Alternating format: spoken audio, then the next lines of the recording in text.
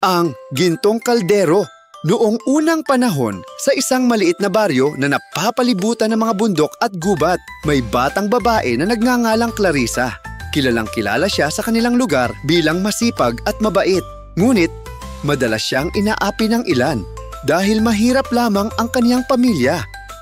Isang araw, habang naglalakad si Clarissa sa gilid ng kagubatan upang mangolekta ng panggatong, nakarinig siya ng mahinang huni ng isang ibon. Nang sundan niya ito, natagpuan niya ang isang maliit na ibon na may pakpak na parang gawa sa ginto. Sugatan ito at hindi makalipad. Ka naman. Sabi ni Clarissa at agad niyang tinulungan ang ibon.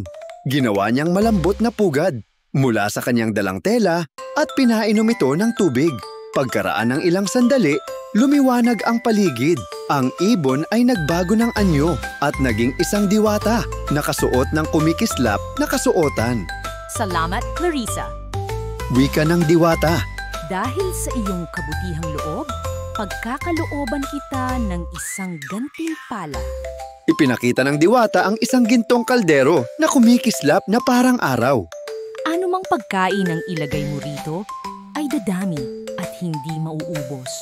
Ngunit tandaan, gamitin mo ito upang makatulong at hindi sa kasakiman. Laking tuwa ni Clarissa. Nang dalhin niya ito sa kanilang bahay, nilagyan niya ng kaunting kanin. At agad itong napuno ng masasarap na ulam. Naghain siya para sa kaniyang pamilya. At kung may natira, ibinahagi niya sa kanilang mga kapitbahay.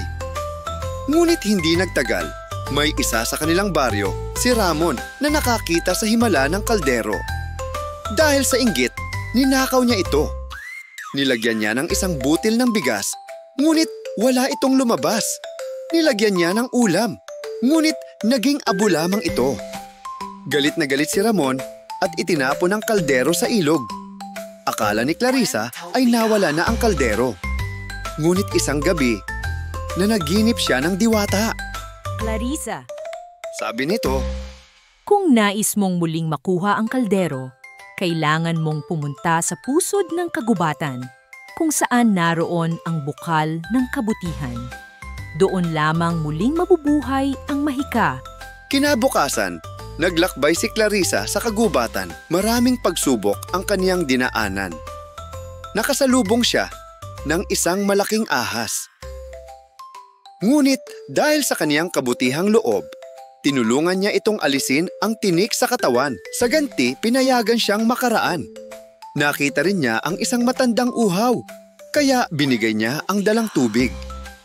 Lahat ng mabubuting gawa niya ay nagsilbing susi para makalapit sa bukal. Sa wakas, nakita niya ang bukal ng kabutihan. Isang ilog na nagliliwanag sa ilalim ng buwan. Sa gitna nito, lumutang ang gintong kaldero. Hinawakan niya ito at muling nagpakita ang diwata. Napatunayan mong ikaw ay may pusong dalisay, Clarissa. Ang kaldero ay sa iyo lamang nababagay. Mula noon, ginamit ni Clarissa ang kaldero hindi lamang para sa kanyang pamilya, kundi para rin sa buong baryo. Natuto ang lahat na magtulungan.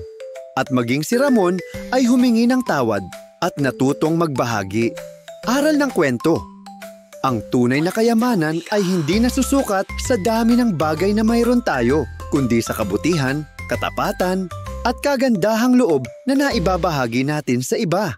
Ang mabubuting gawa ay palaging nagbubunga ng kabutihan.